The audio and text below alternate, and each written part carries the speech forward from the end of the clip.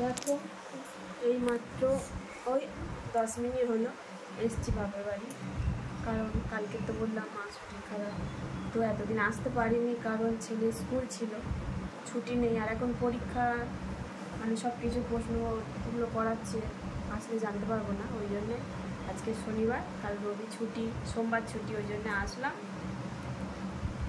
এনে এটা তো ততক্ষণ আমাকে ভিডিও করতে দেবে না, ততক্ষণ মা আর বাবা ডাক্তারখানায় গেল, একটু ছিল তো ওরা ডাক্তারখানায় গেল। আমি বললাম আমি যাবো, আমাকে নিয়ে যায়নি, কারণ আমার ছেলে ছটপটে খুব বিরক্ত করে, ওদের দেরি হবে। বললো তুই বাড়িতে থাক,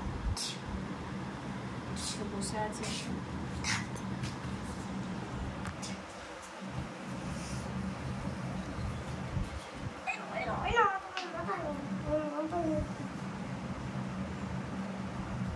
এটা কার বাড়ি বলতো? দিদার বাড়ি। এটা আমি থাকতাম। তুমি যাও না, তো তুমি আমি জোর দেখাচ্ছ কেন এখানটা এসে? এটা আমার জোর, এটা আমার জোর, তুমি জোর দেখাচ্ছ। পড়ে যাবে ওইদিকে, পড়ে গেলে নোংরা হয়ে যাবে, কিন্তু ওইদিকে পড়ে গেলে নোংরা হয়ে যাবে। দেখি কিরকম থাকে।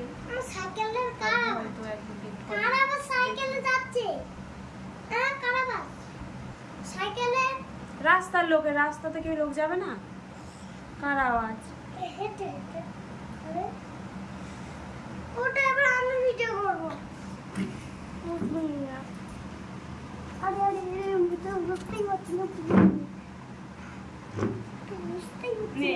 বল কি বলবি, বল।